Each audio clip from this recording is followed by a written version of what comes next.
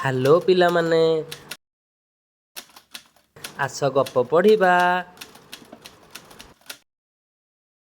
ଆଜିର ଗପ ପେଡ଼ିରୁ ତୁମ ପାଇଁ ଗପଟିଏ।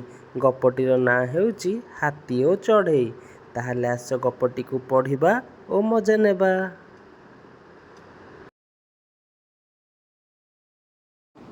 ଗୋଟିଏ ଗଛରେ ଚଢ଼େଇଟିଏ ତା ପିଲାମାନଙ୍କୁ ନେଇ ରହୁଥିଲା। ସେ ଗଛର ଆଖପାଖରେ ହାତୀଟିଏ ବୁଲୁଥିଲା।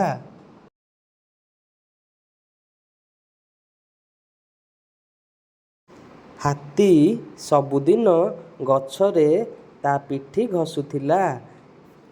ଏଥିରେ ଗଛଟି ହଲିଯାଉଥିଲା।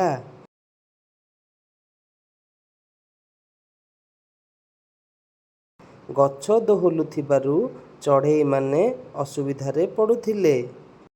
ଛୁଆମାନେ ଗଛରୁ ଖସି ପଡ଼ିବାର ଡର ଥିଲା।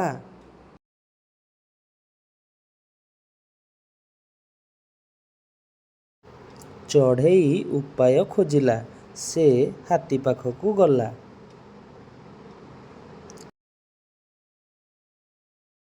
ଚଢ଼େଇ ହାତୀ କାନ ଭିତରେ ପଶିଗଲା। ହାତୀ କଚାଡ଼ି ହୋଇ ତଳେ ପଡ଼ିଗଲା।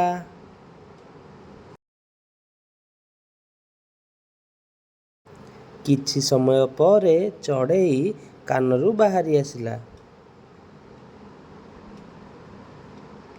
ହାତୀ ସେଠାରୁ ପଳାଇଗଲା। ସେ ଆଉ କେବେ ବି ସେଠାକୁ ଆସିଲା ନାହିଁ।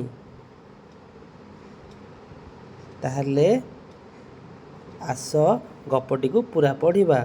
ହାତୀ ଓ ଚଢ଼େଇ। ଗୋଟିଏ ଗଛରେ ଚଢ଼େଇଟିଏ ତା ପିଲାମାନଙ୍କୁ ନେଇ ରହୁଥିଲା। ସେ ଗଛର ଆଖପାଖରେ ହାତୀଟିଏ ବୁଲୁଥିଲା। ହାତୀ ସବୁଦିନ ଗଛରେ ତା ପିଠି ଘଷୁଥିଲା। ଏଥିରେ ଗଛଟି ହଲିଯାଉଥିଲା। ଗଛ ଦୋହଲୁଥିବାରୁ ଚଢ଼େଇମାନେ ଅସୁବିଧାରେ ପଡ଼ୁଥିଲେ। ଛୁଆମାନେ ଗଛରୁ ଖସି ପଡ଼ିବାର ଡର ଥିଲା। ଚଢ଼େଇ ଉପାୟ ଖୋଜିଲା। ସେ ହାତୀ ପାଖକୁ ଗଲା। ଚଢ଼େଇ ହାତୀ କାନ ଭିତରେ ପଶିଗଲା। ହାତୀ କଚାଡ଼ି ହୋଇ ତଳେ ପଡ଼ିଗଲା। କିଛି ସମୟ ପରେ ଚଢ଼େଇ କାନରୁ ବାହାରି ଆସିଲା। ହାତୀ ସେଠାରୁ ପଳାଇଗଲା। ସେ ଆଉ କେବେ ବି ସେଠାକୁ ଆସିଲା ନାହିଁ।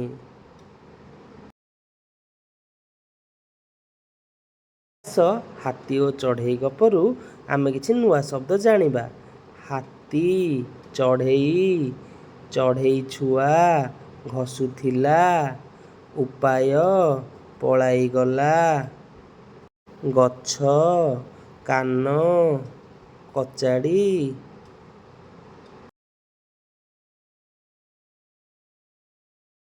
ପିଲାମାନେ, ତୁମକୁ ଏହି ଗପଟି କିପରି ଲାଗିଲା କମେଣ୍ଟରେ ନିଶ୍ଚିତ ଜଣାଇବ। ଆଜି ପାଇଁ ଏତିକି। ଧନ୍ୟବାଦ।